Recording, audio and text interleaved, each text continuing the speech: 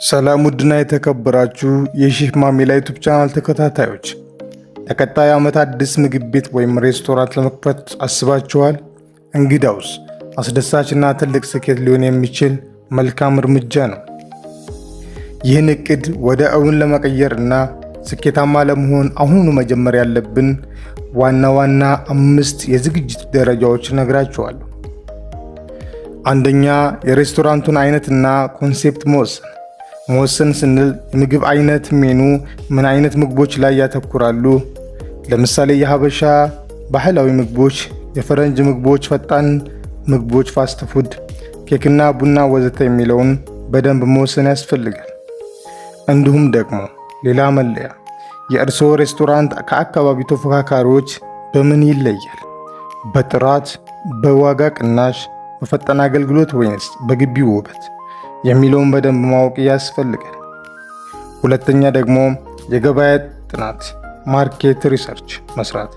ይህ ደግሞ በሁለት መንገድ ስናየው ደንበኞችና ተፎካካሪዎች ናቸው። ዋና ደንበኞች እነማን ናቸው?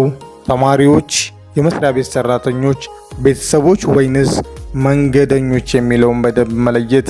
ተፎካካሪዎችን ደግሞ በአካባቢው ምን አይነት ተመሳሳይ ሬስቶራንቶችን አሉ፣ ምንስ ይጎላቸዋል የሚለው ማጥናት ተገቢ ነው። ሶስተኛ ምቹ ቦታ ሎኬሽን መምረጥ። ተደራሽነትና የኪራይ ዋጋ ለሰዎች በቀላሉ የሚታይና የትራንስፖርት አማራጭ ያለው ቦታ መሆን እና ከሚጠበቀው ገቢ ጋር የሚመጣጠን የቤት ኪራይ መሆኑን ማረጋገጥ ያስፈልጋል። አራተኛ የፋይናንስና የበጀት እቅድ።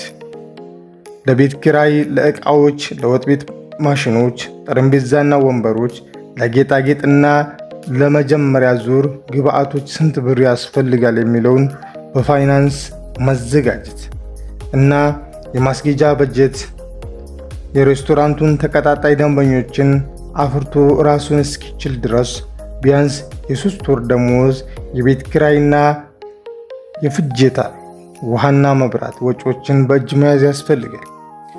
አምስተኛና የመጨረሻው ህጋዊ ፍቃዶችን ማውጣት።